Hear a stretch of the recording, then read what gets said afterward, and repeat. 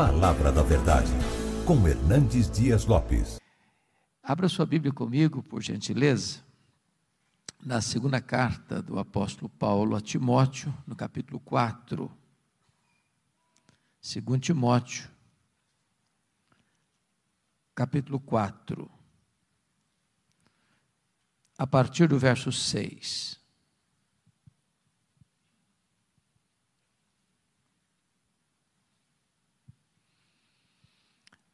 Todos vocês sabem que das 13 cartas que Paulo escreveu, esta é a última carta. E Paulo escreve esta carta da sua segunda prisão em Roma. Ele escreve essa carta na masmorra mamertina, uma prisão insalubre, escura, fétida, de onde as pessoas saíam leprosas ou para o martírio. Paulo escreve essa carta não como um apóstolo, um pregador, mas ele escreve essa carta debaixo de uma pesada acusação de ser um malfeitor, um bandido, um criminoso. Acusado de ser o líder dos incendiários de Roma. Paulo escreve essa carta depois de ter todos os irmãos da Ásia o abandonado e até Timóteo, seu filho, estar com vergonha dele. Paulo escreve essa carta depois de ser condenado à pena de morte, no corredor da morte, aguardando o dia da sua execução. É com esse sentimento que ele vai relatar para nós suas últimas palavras registradas na Bíblia antes de morrer. Portanto, o texto que vamos ler tem um peso enorme, uma carga emocional profunda. E é com esse sentimento que eu convido você a considerar essa passagem. Paulo escreve assim: quanto a mim, eu já estou sendo oferecido por libação, e o tempo da minha partida é chegado. Combati o bom combate, completei a carreira, guardei a fé. Já agora a coroa da justiça me está guardada, a qual o Senhor reto juiz me dará naquele dia. E não apenas a mim, mas a todos quantos amam a sua vinda. Procura vir ter comigo depressa, porque Demas, tendo amado o presente século, me abandonou e se foi para Tessalônica. Crescente foi para a Galácia, Tito para a Dalmácia. Somente Lucas está comigo. Toma contigo Marcos e traze-o, pois me é útil para o ministério. Quanto a Tíquico, mandei-o até Éfeso.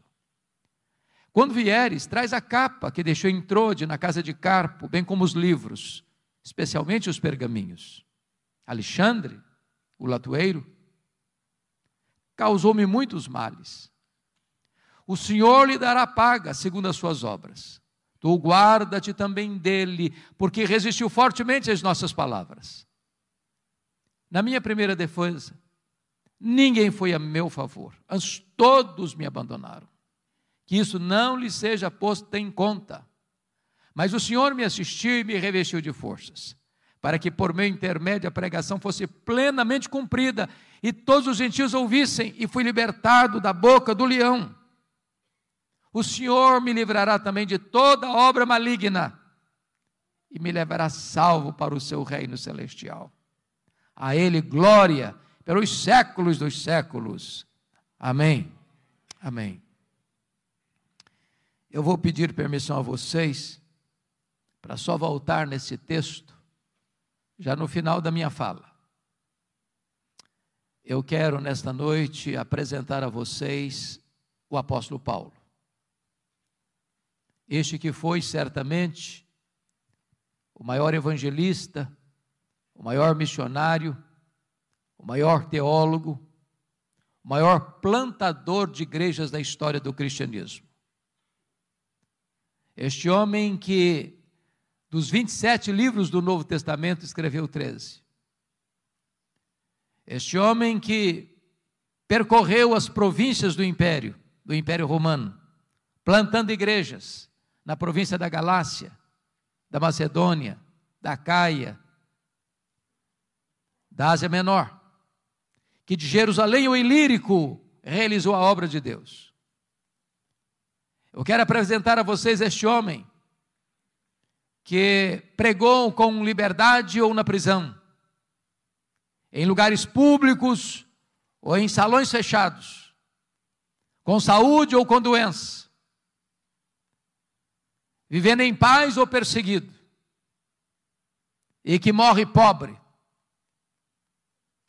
velho, cheio de cicatrizes, abandonado, acusado, condenado, executado. Mas este homem, muito embora tenha fechado as cortinas da vida diante de uma providência tão carrancuda, é mais influente na história do que todos os Césares de Roma juntos. Quem é este homem? Eu gostaria de apresentar a vocês nesta noite este homem. O primeiro cenário que nós encontramos na Bíblia sobre ele está lá em Filipenses 3 e 5. Ele foi circuncidado ao 8º dia, da linhagem de Israel, da tribo de Benjamim, hebreu de hebreus, quanto à lei, fariseu, quanto ao zelo, perseguidor da igreja. Ele era uma espécie de judeu puro sangue. Diz Atos 22, versículo 3, que ele nasceu em Tarso da Cilícia, e foi enviado para lá, onde morava sua irmã, para estudar aos pés do grande rabino Gamaliel, neto do famoso rabino Hilel, para tornar-se um dos expoentes do judaísmo do primeiro século. Conforme Gálatas 1,14, dentre os seus pares, ele se destacou, pelo seu zelo pela tradição do seu povo, e tornou-se certamente um grande líder, personalidade forte, determinado, tornou-se um poliglota, um grande rabino, a promessa de uma grande liderança em Israel. Mas curiosamente, enquanto Saulo crescia e se fortalecia em Jerusalém, um outro rabino também crescia em Israel, não na decantada Jerusalém, onde estava o Sinédrio, onde estavam as autoridades religiosas, mas na pequena, na desprezada Nazaré da Galileia, não perlustrando os bancos de uma academia, mas trabalhando duro, na urdidura da luta de uma carpintaria com as mãos calejadas. Este rabino da Galileia, aos 30 anos de idade, deixa Nazaré, vai à Judéia, vai ao Jordão, e é batizado por João Batista, dando início ao seu ministério. Diz a Bíblia que ele pregava não como os escribas e fariseus, mas pregava como quem tinha autoridade. Os cegos viam, os surdos ouviam, os mudos falavam, os coxos andavam, os leprosos eram purificados e os mortos ressuscitavam. Porém, o Sinédrio, maiormente os fariseus e os escribas, começaram a vigiá-lo, a persegui-lo, a buscar uma ocasião para pregá-lo no contrapé, para acusá-lo. E chegou um momento em que as autoridades de Israel resolveram prendê-lo à traição e matá-lo. Contrataram testemunhas falsas para acusá-lo. Acusaram-no de 2 gravíssimos crimes de blasfêmia contra Deus e de conspiração contra César. Cuspiram no seu rosto, esbordoaram a sua cabeça, levaram-no ao pretório romano e Pilatos, a despeito de estar convencido da sua inocência, covarde e convenientemente, o entrega para ser crucificado. Crucificam-no, sepultam-no para alívio do sinédrio judaico. Porém, no 3º dia da semana, um fato glorioso aconteceu. O túmulo do Rabi da Galileia foi aberto de dentro para fora. E ele entrou nas entranhas da morte, arrancou o aguilhão da morte, matou a morte e ressuscitou, inaugurando a imortalidade. Isso foi uma bomba no arraial do inimigo. Então contrataram Saulo de Tarso como braço de ferro do Sinédrio para perseguir de forma implacável a igreja que estava nascendo. E este personagem, Saulo de Tarso, é reconhecido no Novo Testamento por 2 retratos. Primeiro, ele era uma fera selvagem. Se não, vejamos. Atos 9:1 diz que ele respirava ameaças e morte contra os discípulos. E esta palavra é a mesma na língua grega para uma fera selvagem que salta sobre a sua presa para destruí-la. Ele era uma fera selvagem. Aliás, diz o texto lá em 1 Timóteo 1,13 que ele era um perseguidor, blasfemo e insolente. 1 Coríntios 15:9 diz que ele se sentiu o menor dos apóstolos porque ele perseguiu a igreja de Deus. Atos 8:3 diz que ele não respeitava domicílio doméstico, ele entrava nas casas e arrastava homens e mulheres para encerrá-los em prisões, e assim ele assolava a igreja de Deus. Gálatas 1,13 diz que ele devastava a igreja de Deus. Mas Atos 9, versículo 21, diz que ele não apenas assolava a igreja de Deus, não só ele devastava a igreja de Deus, mas está escrito lá em Atos 9, 21, que ele exterminava aqueles que professavam o nome de Jesus. E vocês bem sabem que exterminar não é prender, exterminar não é bater, exterminar é matar. Saulo era um assassino, Saulo era truculento, Saulo era uma fera selvagem. Mas isso fica ainda mais claro quando você olha Atos 22:4, que diz que ele perseguiu o caminho até a morte. E notem vocês que ele não persegue apenas os crentes, ele persegue a religião dos crentes, ele persegue o caminho, com fúria assassina. Mas Atos 26, versículo 9, diz que ele entendia que devia fazer muitas coisas contra o nome de Jesus. Em outras palavras, ele não perseguia apenas os crentes, ele não perseguia apenas a religião dos crentes, ele perseguia o Deus dos crentes, ele perseguia Jesus. Mas Atos 26:10 diz que ele encerrou muitos, não poucos, não alguns, mas muitos dos santos em prisões, e contra esses muitos ele dava o seu voto quando os matavam. Ele não mandou matar pouca gente não, muita gente, muitos discípulos. Ele era um serial killer, ele era um assassino em série, ele era um homem bárbaro, ele era um sanguinário, ele era uma fera selvagem. Mas Atos 26:11 disse que por todas as sinagogas ele perseguia os cristãos, forçando-os a blasfemar.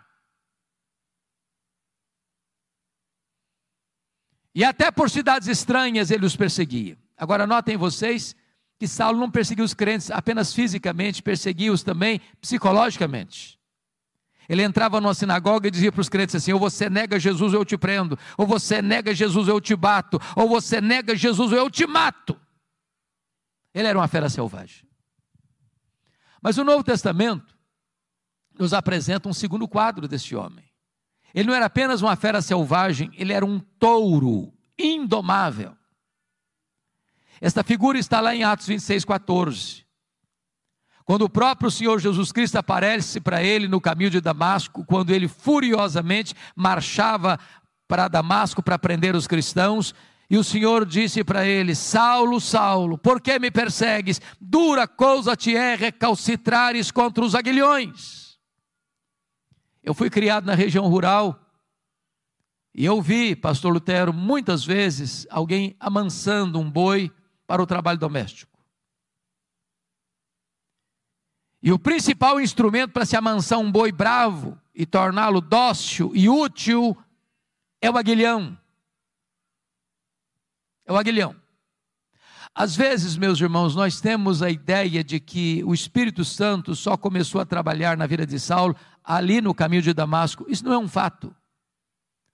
Todas as vezes que Saulo entrava numa casa e arrastava homens e mulheres para a cadeia, todas as vezes que Saulo entrava numa sinagoga e forçava os crentes a blasfemarem, e esses crentes, em vez de blasfemarem, estavam dispostos a sofrer e a morrer por causa da sua fé, e Saulo mandava matar essa gente que negava ou que recusava-se a negar a Cristo, era o Espírito Santo ferroando esse touro bravo, era o Espírito Santo picando a consciência deste homem selvagem, mas ele não quer se curvar, ele não quer ser amansado, até o dia que, caminhando ele para Damasco, o domador de touro bravos brada desde as alturas e o joga ao chão e diz: Saulo, Saulo, por que me persegues? Dura coisa te é recalcitrares contra os aguilhões. O touro bravo está caído, o touro bravo está vencido, o maior perseguidor do cristianismo está convertido. Encerra-se aqui o primeiro capítulo da sua vida, abre-se um novo capítulo na sua história, a preparação de Saulo para o ministério. Diz a Bíblia que ele ficou cego, e ele é levado aqui da estrada de Damasco para a rua direita, na casa de Judas, onde fica 3 dias cego, orando. E então o Senhor aparece a Ananias em uma visão, lá em Damasco, e diz: Ananias, vá à rua direita, na casa de Judas, e impõe as mãos sobre Saulo, ele está orando, para que ele recobre a sua visão. E Ananias responde: mas Senhor, eu tenho ouvido de tanta gente quantos males tem feito este homem aos teus santos em Jerusalém. E o Senhor diz: vai, porque ele é para mim um vaso escolhido. Eu enviarei para longe aos gentios, aos reis, ao seu próprio povo, e eu lhe mostrarei o quanto importa sofrer pelo meu nome. Diz a Escritura que Ananias foi, que Ananias impôs sobre ele as mãos, escamas como que caíram dos seus olhos, ele ficou cheio do Espírito Santo, e ele se levantou, e ele foi batizado. Agora eu peço que você abra sua Bíblia comigo, por favor, em Atos 9:20.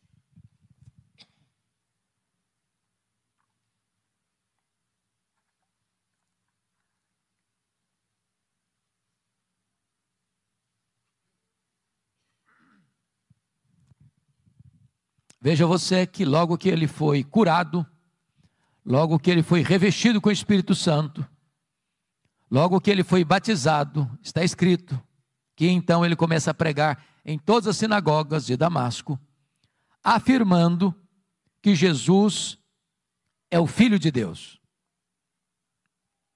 Agora olhe comigo Atos 9:22, por favor. Saulo mais e mais se fortalecia, confundindo os judeus, demonstrando que Jesus é o Cristo, é o Messias. Agora eu pergunto a você, há alguma diferença entre o que ele fez no verso 20 para o que ele fez no verso 22?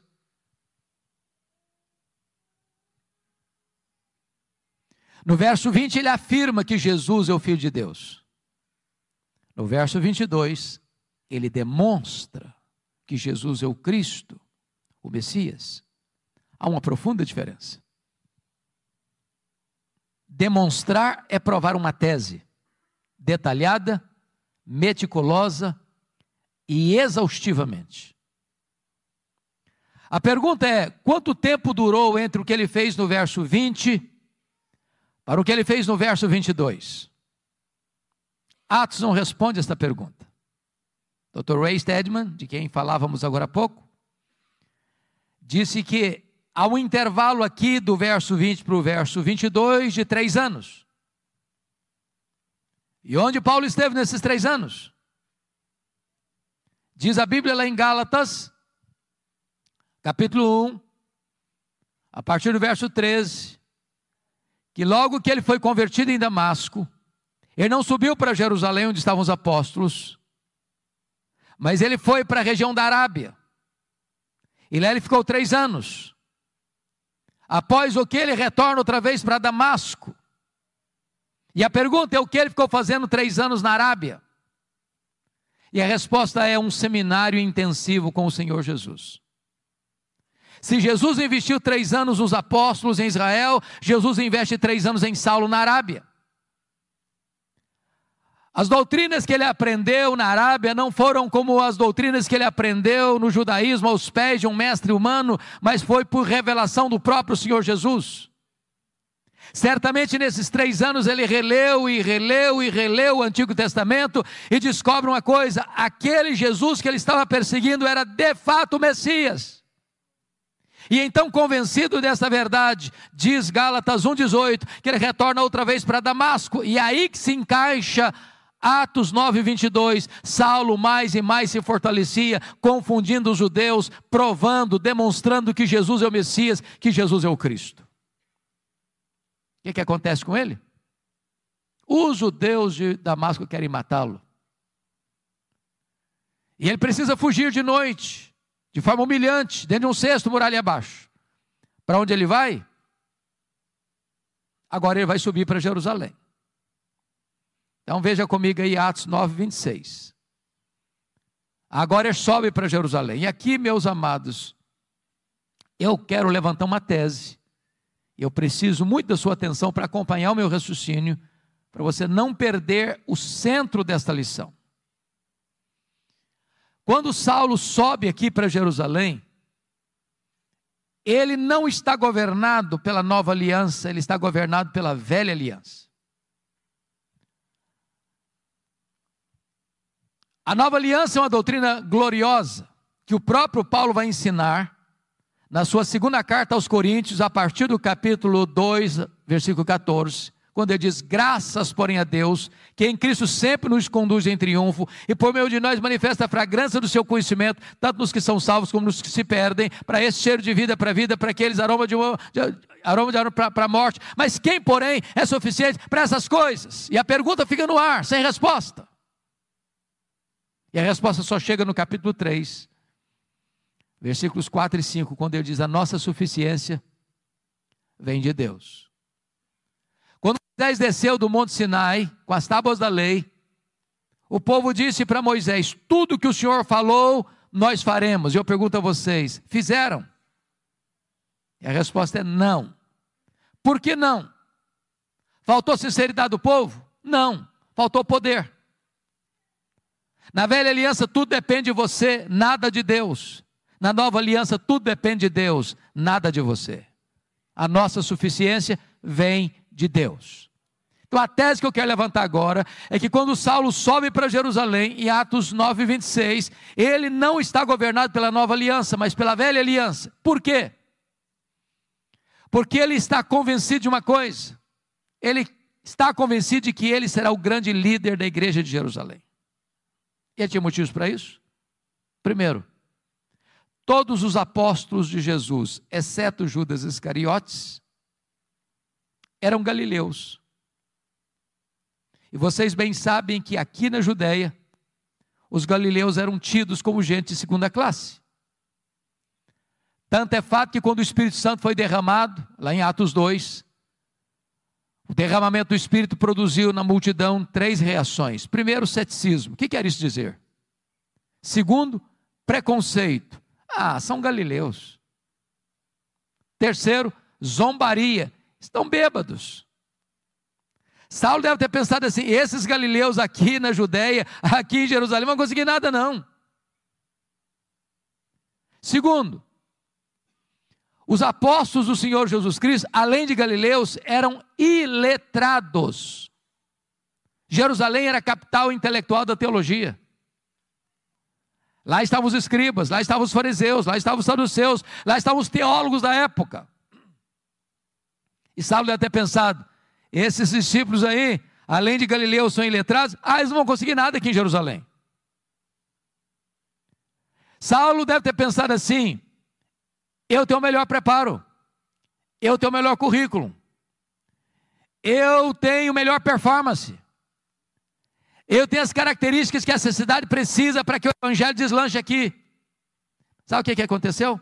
Veja aí Atos 9,26. Quando ele chega em Jerusalém, os discípulos todos não acreditaram na conversão dele.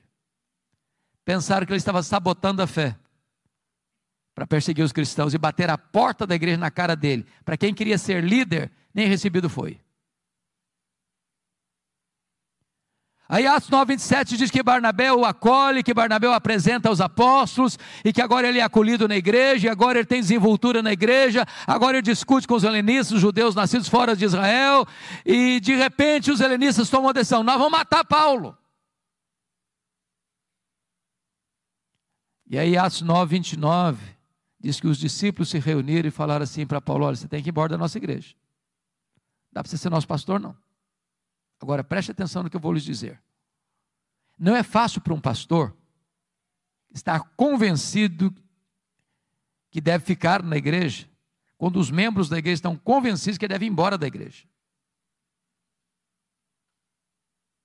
Não é fácil não.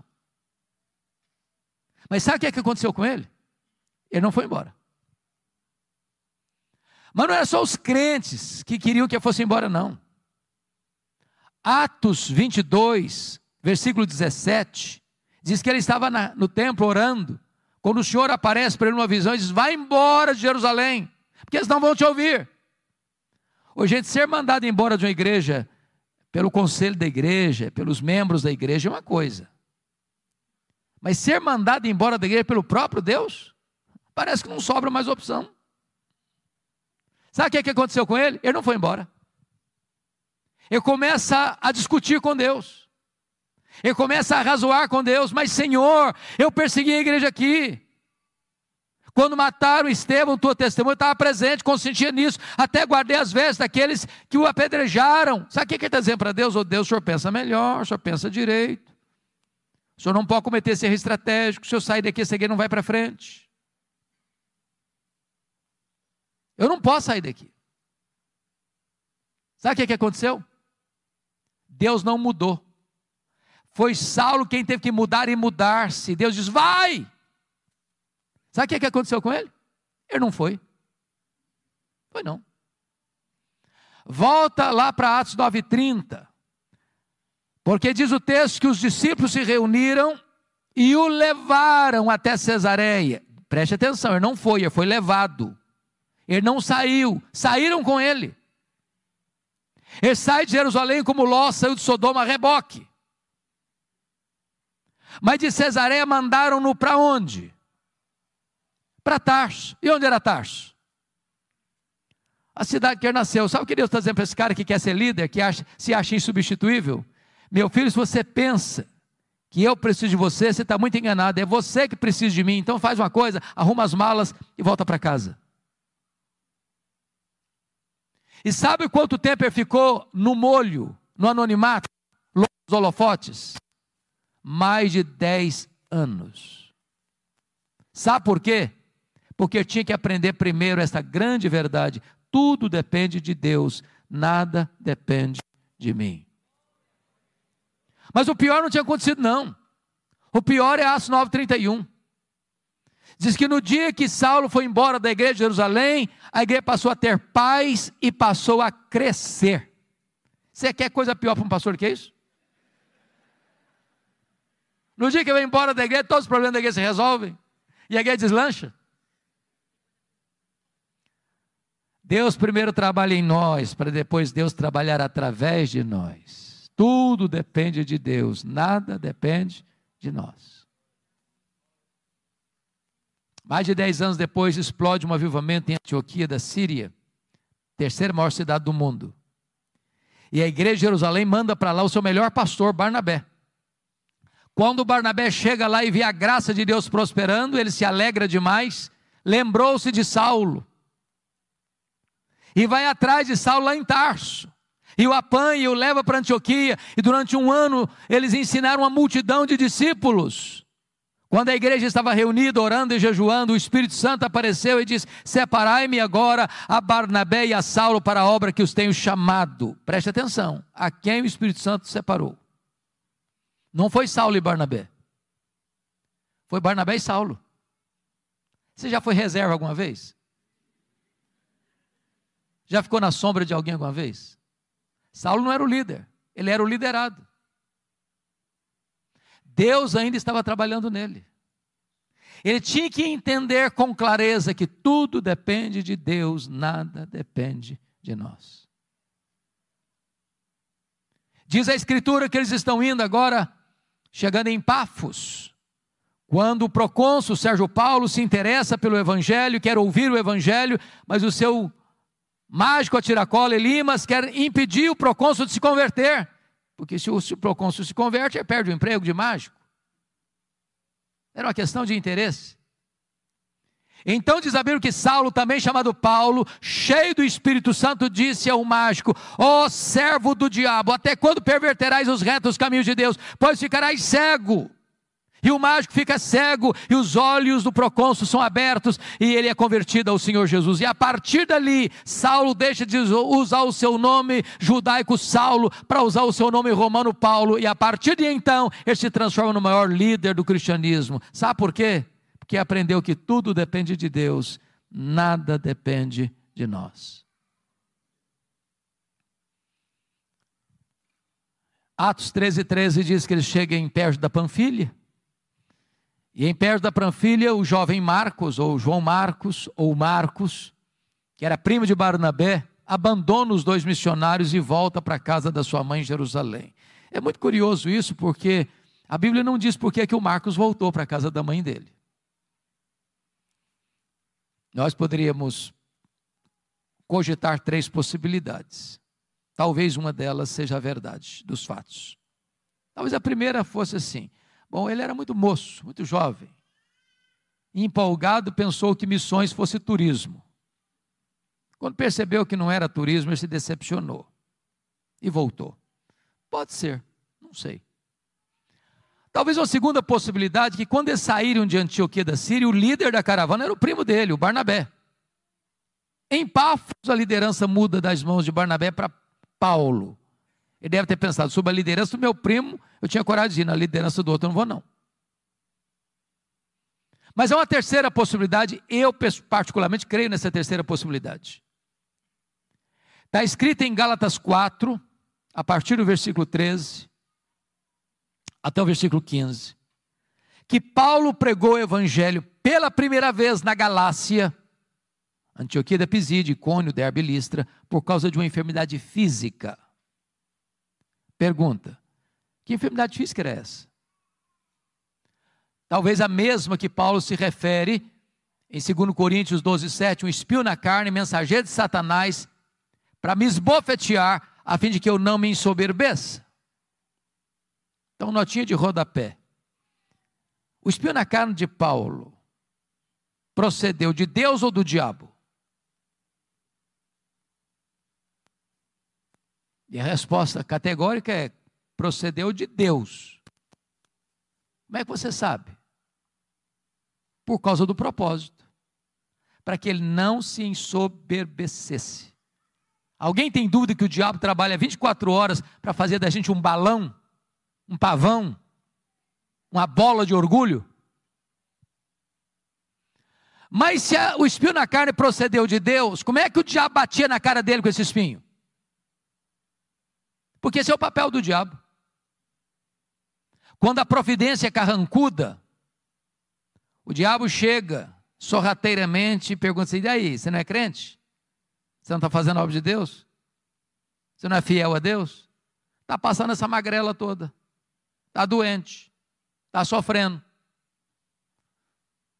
Se Deus gostasse de você, se Deus se importasse com você, você não estava nessa. O diabo quer vender essa propaganda de que ser crente é viver numa estufa, blindado. O Senhor Jesus nunca prometeu que nós não teríamos aflições nessa vida, Ele prometeu estar conosco todos os dias até a consumação dos séculos. Dizem os estudiosos que essa região de perto da Panfilha, onde João Marcos abandonou os dois missionários, era uma região alagadiça, pantanosa, com forte incidência de malária. E é muito provável que Paulo contraia uma malária aqui, porque não consta que Paulo tenha saído doente de Antioquia da Síria, mas consta que ele chegou doente na Galácia. Antioquia da Pisídia, Icônio, Derbe e Listra. E essa doença naquela época era tão severa e não tinha tratamento adequado, que dava uma dor de cabeça alucinante e afetando inclusive a visão. E os crentes da Galácia disseram que, se possível fosse, eles teriam arrancado os próprios olhos para dá-los a Paulo. Dá-nos a impressão que Paulo tinha um problema de visão. É por isso que ele propriamente não escrevia suas cartas, ele usava uma pessoa para escrever e depois pegava a pena para dar a selação final. Talvez por isso ele chamou o sumo sacerdote parede branqueada, porque via tudo meio lusco-fusco. Bom, o certo é que o João Marcos retorna para a casa da mãe dele, e os dois missionários sobem as montanhas do Cáucaso, e chegam lá em cima, na Galácia do Sul, e pregam com poder, com graça, com dureza, com lágrimas, com sangue, mas deixando para trás igrejas estabelecidas, lideranças eleitas, e a igreja marchando vitoriosamente. Agora eles retornam para a igreja base, a igreja de Antioquia da Síria, e observe comigo que está escrito aí em Atos 14, 26 e 27. Reunida a igreja, relataram quantas coisas fizera Deus, e como Deus abrira a porta do evangelho para os gentios. Preste atenção nisso. Há espaço para testemunho na igreja, mas não há espaço para projeção humana na igreja. Eles não relataram quantas coisas fizeram eles relataram quantas coisas fizera Deus. Quem faz a obra é Deus, nós somos apenas os instrumentos. Agora note outra coisa, quando a igreja cresce, os problemas surgem, porque não há crescimento de igreja sem luta. É por isso que Atos 15:1 diz que quando os membros da seita dos fariseus escutaram lá em Jerusalém que os gentios estavam sendo recebidos sem passar pelo rito da circuncisão, eles desceram e disseram para os crentes gentios assim: se vocês não se circuncidarem, vocês não poderão ser salvos. Se vocês não circuncidarem e não guardarem a lei, vocês não podem ser salvos. Bom, mas isso não é evangelho. Isso é afirmar que o sacrifício de Cristo não foi suficiente. Isso é afirmar que sua fé em Cristo não é o bastante. Então vou lhes dizer algo muito solene agora. Não adianta fazer missões se a teologia é ruim. Porque se a teologia é ruim, quanto mais se prega, pior fica. Então não dá para fazer uma segunda viagem missionária sem corrigir a rota teológica da igreja. O que é que fizeram? Convocaram um concílio em Jerusalém. Os apóstolos, os presbíteros, e eles se reuniram para debater a matéria. Lá estava sob a liderança de Tiago, irmão de Jesus, lá estava o testemunho de Barnabé, de Pedro, de Paulo, e então tomam a decisão, e escrevem a decisão, comunicam a decisão às igrejas. É só a fé em Cristo para a salvação, não se agrega mais nada à obra perfeita e cabal do Senhor Jesus Cristo. Agora a teologia está boa, agora Paulo precisa voltar, e agora note comigo Atos 15:36. Ele chega para Barnabé e diz: Barnabé, vamos voltar para a segunda viagem missionária, Barnabé? Vamos visitar aquelas igrejas que nós plantamos, vamos fortalecer aqueles irmãos? Barnabé diz: vamos, Paulo, vamos sim. Só um detalhe, eu quero levar comigo, com a gente, o meu primo, o Marcos. Paulo respondeu assim: eu não acho justo levarmos aquele que nos abandonou desde perto da Panfilha. E aí diz o texto que houve uma desavença tal entre os dois líderes, Paulo e Barnabé, que os dois não caminharam juntos mais. Portanto, o relato e o registro está muito polido, mas deve ter sido alguma coisa mais severa do que foi isso. Eu vou tentar parafrasear para tentar captar o que houve. Eu acho que foi mais ou menos o seguinte: Paulo chegou para o Barnabé e disse: Barnabé, que decisão maravilhosa o concílio de Jerusalém tomou. Vamos fazer uma coisa agora? Agora que a rota da igreja, da teologia está boa, vamos voltar para a obra missionária? Barnabé disse: vamos, Paulo. Mas deixa eu te fazer uma pergunta. Você lembra do meu primo? Uai, Barnabé, mas é claro que eu lembro. Deixa eu dizer, eu estou com vontade de levar com a gente. E ele está todo empolgado para ir. Paulo fechou a cara. O Barnabé comigo, esse cara não vai não. Ô Paulo, mas ele melhorou, ele está mais maduro. Ele vai ser uma benção, comigo ele não vai não. Mas Paulo, deixa eu te falar, você não pode ser tão duro assim não. Vamos dar uma chance para o menino, comigo ele não vai. Mas Paulo, ele vai ser útil para nós, comigo ele não vai, Barnabé. Pronto, acabou, não vai. Deixa eu dizer uma coisa, notinha de rodapé. Os líderes da igreja não deviam brigar não, sabia? Mas às vezes brigam. Mas até quando os líderes brigam, o plano de Deus não pode ser frustrado. Porque agora, em vez de uma caravana, tem duas. Barnabé pega o Marcos e leva lá para Chipre. Paulo pega um profeta da igreja de Jerusalém, Silas, e vai para outra direção. Eu fico imaginando se não tivesse um Barnabé na vida do Marcos. Você já se sentiu persona não grata alguma vez? Já se sentiu descartado alguma vez? Já escutou de alguém comigo que você não trabalha? Você não tem perfil? Eu não acredito em seus dons, não acredito nos seus talentos, não acredito em você? Barnabé investiu no menino. Mais tarde Pedro discipulou esse Marcos. Mais tarde esse Marcos foi o primeiro evangelista a escrever o evangelho. Foi o primeiro evangelho a ser escrito, foi Marcos. Mais tarde Paulo vai dizer: ô Timóteo, quando você vier aí, meu filho, traz o Marcos aí com você. Ele me é útil para o ministério. O plano de Deus passa pela viagem de Paulo e Silas. E Paulo quer entrar na Ásia. O Espírito de Deus o impede de entrar na Ásia. E de repente ele escuta a voz de um varão macedônio: passa Macedônia, ajuda-nos. E ele entra na Macedônia, ele entra na Europa. E louvado seja Deus. Talvez você e eu estejamos aqui nesta noite porque o Espírito Santo inclinou a obra missionária para o Ocidente, não para o Oriente naquele tempo. Mas não foi com facilidades não, porque lá em Filipos diz a Bíblia que sob a orientação de Deus, Paulo e Silas são presos, são açoitados em praça pública, são jogados dentro de um cárcere interior. Então, me permita dizer isso. Quem dá a direção missionária para a igreja é Deus, mas quem precisa saber e escolher os melhores métodos somos nós. Quando eu olho, pastor Lutero, para a estratégia missionária de Paulo, eu vejo Paulo se concentrando em cidades estratégicas. Filipos, colônia romana. Tessalônica, capital da Macedônia. Acaia, importante cidade da Macedônia. Atenas, cidade mais intelectual do mundo. Corinto, capital da Caia. Éfeso, capital da Ásia Menor. O que Paulo está entendendo é o seguinte: se você planta igrejas estratégicas em lugares estratégicos, essas igrejas vão plantar igrejas em toda a micro-região. Agora, mesmo tendo a direção de Deus, escolhendo os melhores métodos, você não tem vida fácil. Porque Paulo foi açoitado em Filipos, Paulo foi escorraçado de Tessalônica, Paulo foi enxotado de Bereia, Paulo foi chamado de tacarela em Atenas, Paulo foi chamado de impostor em Corinto. Ele vai para a terceira viagem missionária, dedicando-se 3 anos em Éfeso, e lá ele enfrenta feras, e ele diz que enfrentou lutas maiores que as suas forças.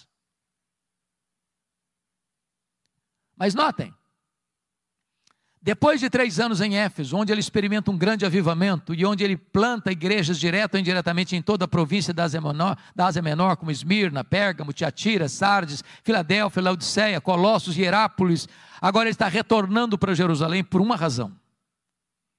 Vocês se lembram que havia uma profecia de Ágabo, relatada lá em Atos 11, de que haveria uma fome no mundo, no período do imperador Cláudio, que governou o Império Romano do ano 41 ao ano 54.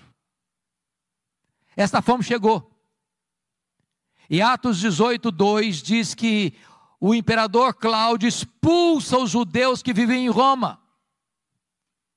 E diz Gálatas 2:10 que Paulo assume um compromisso com os líderes da igreja de Jerusalém, que ele iria para os gentios, mas ele não se esqueceria dos pobres. Em outras palavras, evangelização, obra missionária e socorro aos necessitados não são coisas que estão em conflito, mas caminham juntas. Então você vai notar, 2 Coríntios 8, 9, e também 1 Coríntios capítulo 16, e também Romanos 15, que Paulo está levantando uma coleta, uma oferta especial para os pobres da Judeia, nas igrejas gentílicas das províncias da Galácia, da Macedônia, da Acaia e da Ásia Menor. E ele está levando essas ofertas para Jerusalém. Quando ele chega e desembarca em Cesareia Marítima, Ágabo o prende com um cinto e diz: é isso que eles vão fazer com você lá em Jerusalém. Os discípulos tentam demovê-lo. Ele diz: vocês estão fazendo comigo? Eu estou pronto não só a ser preso em Jerusalém, eu estou pronto a morrer por Jesus em Jerusalém. E ele chega lá, e ele entrega as ofertas, e ele é preso. 40 judeus entram em voto de anátema, dizendo: nós não vamos comer, nós não vamos beber, enquanto nós não matarmos Paulo.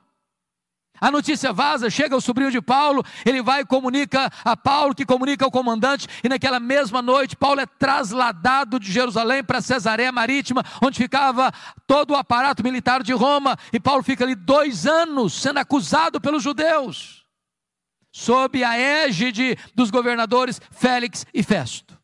Agora preste atenção nisso. Com a mudança de governo de Félix para Festo, toda transição de governo é época de reivindicações. Então,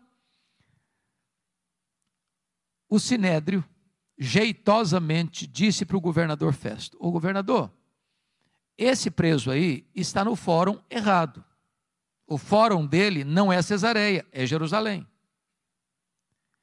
Então, quem deve julgar esse homem não é o governador, não é uma questão política. Não interessa a Roma isso, é uma questão puramente religiosa. Nós somos o fórum adequado, legítimo, onde ele deve ser julgado. Mas queriam matar Paulo na estrada. Paulo percebe a traição e diz para o governador: eu sou cidadão romano, eu quero ser julgado diante de César. O governador diz: para César você quer ir? Para César você irá. Mas antes, Atos 23:11, diz que o próprio Senhor apareceu para Paulo em Jerusalém e disse: coragem, Paulo, assim como você deu testemunho aqui em Jerusalém, eu quero que você dê testemunho também em Roma. Paulo quer ir para Roma, Deus o quer em Roma, mas quando ele parte para ir para Roma, ele enfrenta um naufrágio. Você pode entender isso? Tinha 276 pessoas dentro daquele navio. O pânico, o medo tomou conta de todo mundo. 14 dias sem saber se era dia ou noite. Ninguém conseguia comer, era um pânico todo, a morte mostrava a carranca para eles. Quando tudo parecia perdido, um anjo de Deus apareceu para Paulo dentro do navio e disse: coragem, Paulo, ninguém vai morrer, eu entreguei toda essa gente na sua mão, mas é necessário que vocês vão andar numa ilha. E aí eles começam a orar. A oração mais óbvia que eu vejo na Bíblia, eu não encontro nenhuma oração mais óbvia do que essa. Sabe por que eles oraram? Para o dia amanhecer. Você já orou para o dia amanhecer? Porque o dia amanhece se você orar. E se você não orar, ele amanhece do mesmo jeito. Mas por que eles oraram para o dia amanhecer? É que tem hora que a escuridão da alma é tão densa, que você diz: meu Deus, eu não aguento mais. Ou o dia amanhece, ou eu pereço. Quando o dia amanheceu, eles avistaram a ilha de Malta. O navio se arrebenta todo, mas ninguém perece, todos se salvam. Os malteses, que eram bárbaros, não falavam o grego, prepararam uma grande fogueira para aquecê-los. E diz a Bíblia que dos 276 que estavam dentro do navio, o único que quis manter a chama acesa foi Paulo. Foi catar uns gravetos para jogar na fogueira.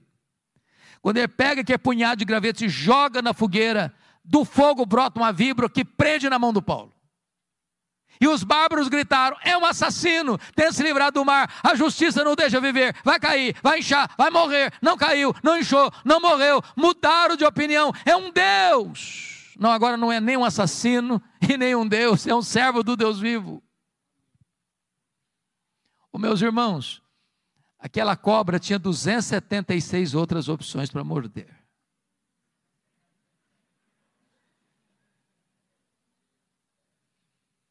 Pois bem, agora Paulo fica os 3 meses de inverno pesado ali na ilha de Malta, porque era a providência de Deus. Sabe por quê?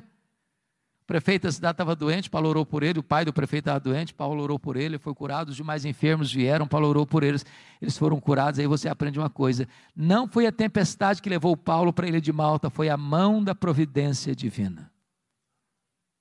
Tem hora que parece que a vida está de ponta cabeça, e Deus está escrevendo o capítulo mais emocionante da sua vida.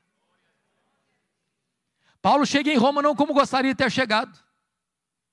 E queria ter chegado para ficar com a igreja, para encorajar a igreja, para ser abençoado pela igreja, para ser enviado para a Espanha pela igreja de Roma. Mas ele chega preso, chega algemado. Mas ele vai dizer na carta aos Filipenses 1,12 assim: meus irmãos, eu quero que vocês saibam que as coisas que me aconteceram têm antes contribuído para o progresso do Evangelho. Agora notem isso. Você poderia chegar para Paulo e perguntar assim: ô Paulo, que coisas lhe aconteceram? Que coisas, Paulo? Ele podia fazer um resumão para nós. Ele pode dizer o seguinte: olha gente, eu fui perseguido em Damasco, eu fui rejeitado em Jerusalém, eu fui abandonado em Tarso, eu fui apedrejado em Listra, eu fui açoitado em Filipos, eu fui escorraçado em Tessalônica, eu fui enxotado de Bereia, fui chamado de tagarela em Atenas, eu fui chamado de impostor em Corinto, eu enfrentei feras em Éfeso, eu enfrentei um naufrágio para Roma, fui picado por uma cobra em Malta, eu cheguei em Roma preso e algemado, mas eu quero que vocês saibam que as coisas que me aconteceram têm antes contribuído para o progresso do Evangelho. Esse homem não crê em acaso, esse homem não crê em sorte, esse homem não crê em azar, esse homem não crê em determinismo cego, esse homem crê que a mão de Deus dirige o seu destino.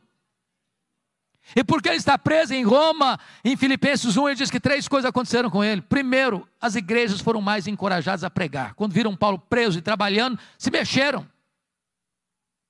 O Ray Stedman, neste livro que nós comentávamos agora há pouco, A Dinâmica de uma Vida Autêntica, diz que um dos bons e eficazes métodos de crescimento de igreja, eu pessoalmente não gosto dele, é o seguinte: você quer ver a igreja crescer?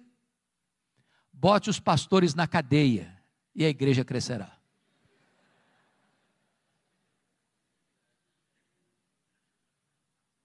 Segundo, porque Paulo estava preso, dizer que toda a guarda pretoriana tomou conhecimento das suas cadeias em Cristo. E a pergunta é: o que era a guarda pretoriana? Era a guarda de elite do imperador. Era os soldados da mais alta patente do império. Eram 16 mil soldados de escol.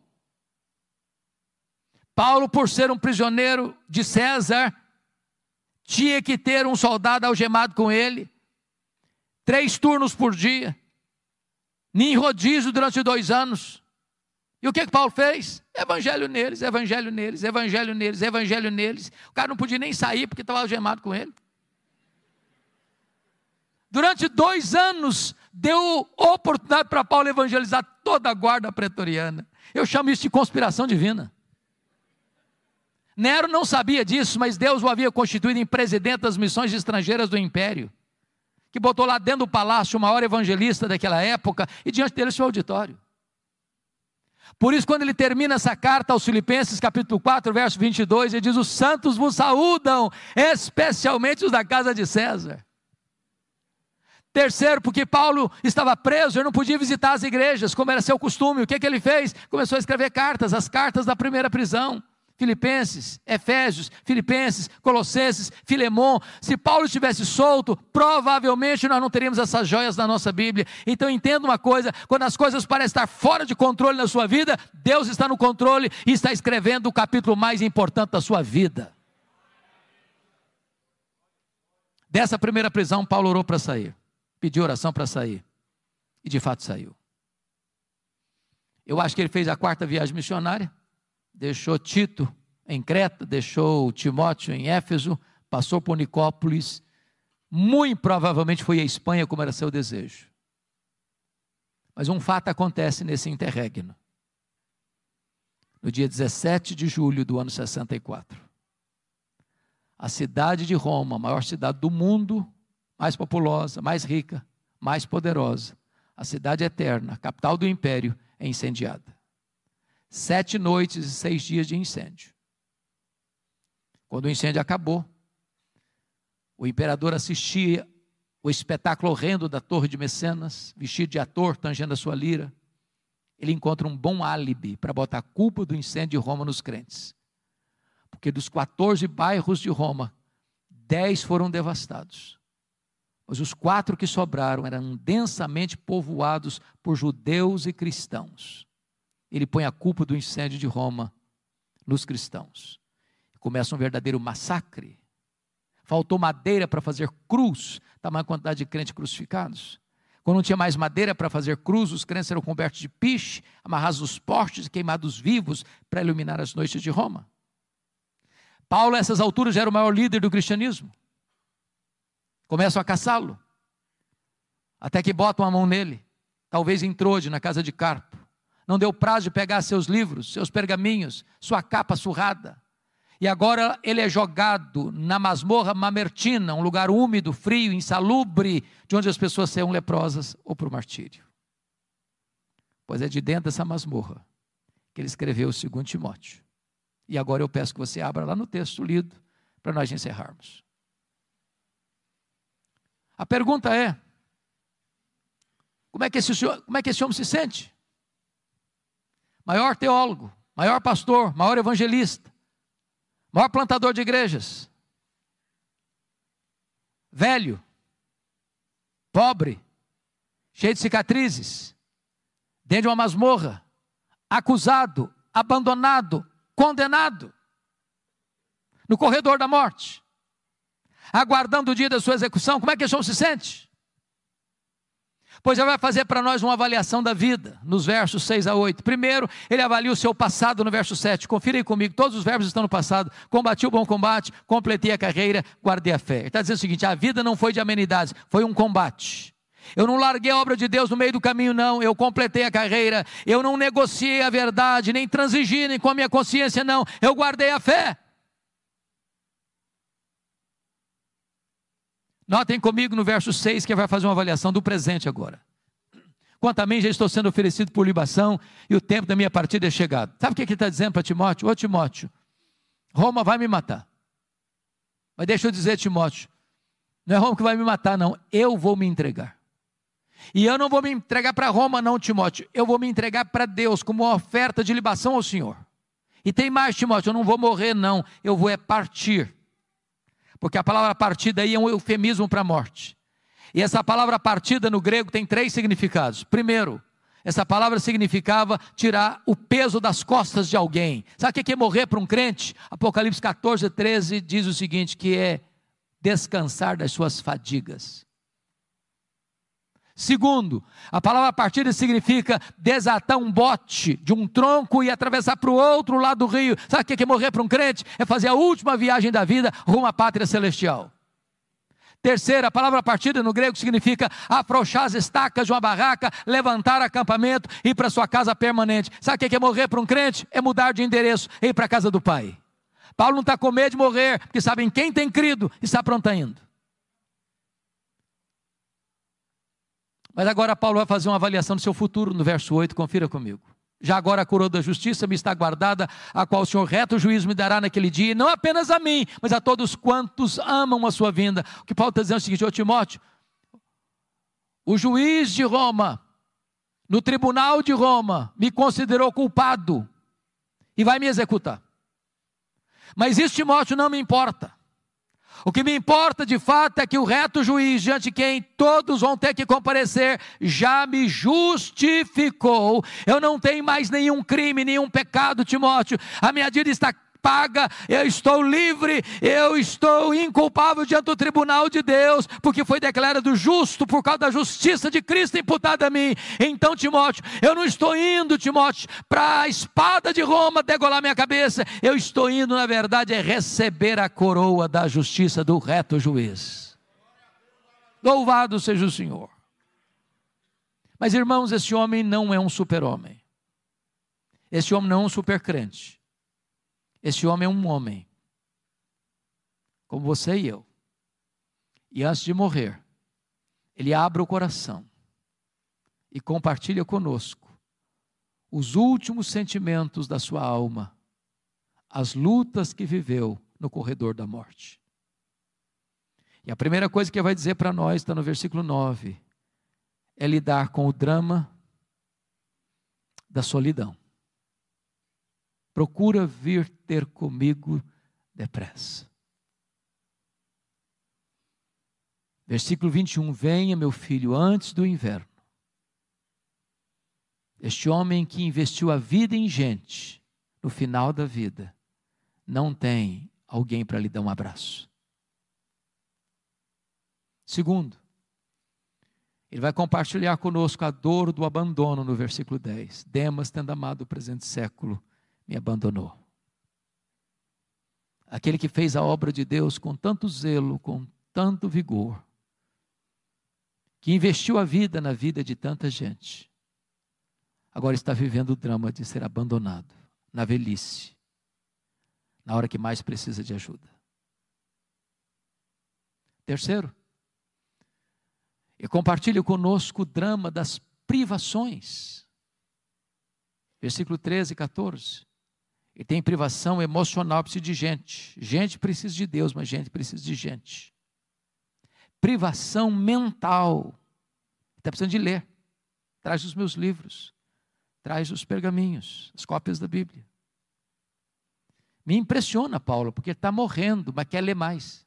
Tem gente que passa a vida inteira sem ler nada. Mas em terceiro lugar, ele estava enfrentando privações físicas. Você sabe que gente velha sente mais frio do que gente nova. Roma, no inverno, chega a temperaturas abaixo de zero.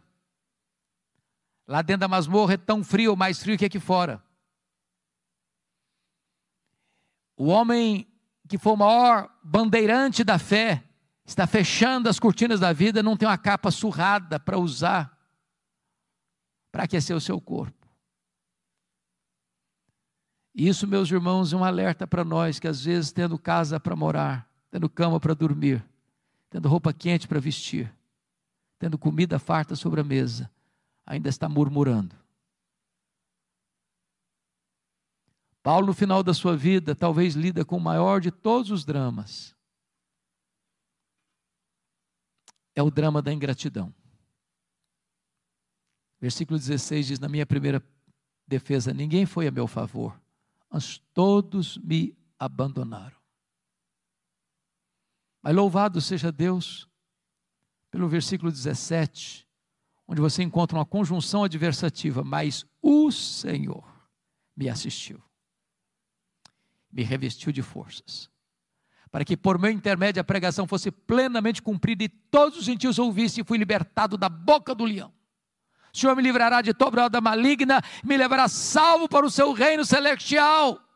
Louvado seja Deus. Você pode perder o apoio da terra, mas jamais perder o apoio do céu. Você pode ser abandonado pelos homens, mas jamais será abandonado por Deus. Quis a providência divina, irmãos, que o final da história deste homem não estivesse registrada nas Escrituras. Mas eu vejo esse dia. Eu imagino esse dia. Eu imagino essa cena. De um dia o carcereiro, o carrasco, sem alma, sem piedade, endurecido, recebendo em sua mesa, talvez um pedaço de couro, contendo o nome de um prisioneiro que deveria ser executado naquele dia.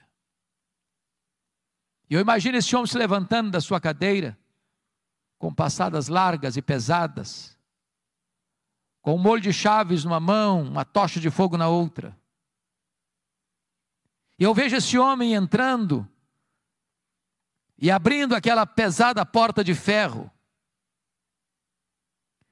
Eu vejo esse homem entrando com aquela tocha de fogo e gritando: prisioneiro Paulo, prisioneiro Paulo, prisioneiro Paulo. E lá no fundo o velho responde: sou eu estou aqui. Ele é acorrentado, ele é retirado da masmorra, é levado para o local da execução. E por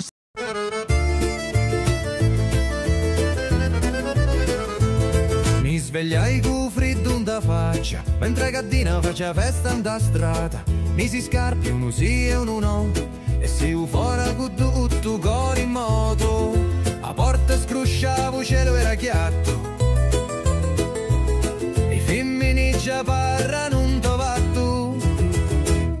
Un vicino mi dissi: oh cammini presto, ci rispondi no, cerco lo resto. Resto in un giorno che non vuole pensare, ma vuole campare, ridere, scappare. E fuori casa tutto era come prima, ma in l'aria c'era una gioia più fina. Un paese si muove come una canzone, ogni parola. Sogno figlio di sta terra sincera, e quando esci fuori mi sento un vera. Fuori casa tutto canta, voci risate o profumo d'aranci, non c'è regola, non c'è strada, si sente libero quando vai in tagliazza. Fuori casa scatta vita, giorno ridi e mente, si sfila con una festa fatta pinnenti, ma restano a memoria sempre presenti. O picciriddu giocava con una rota, una signora impostava roba asciutta, o parrino passava con passi di seta e saluta con l'occhio con una risa discreta. O giorno si stigna come un lenzuolo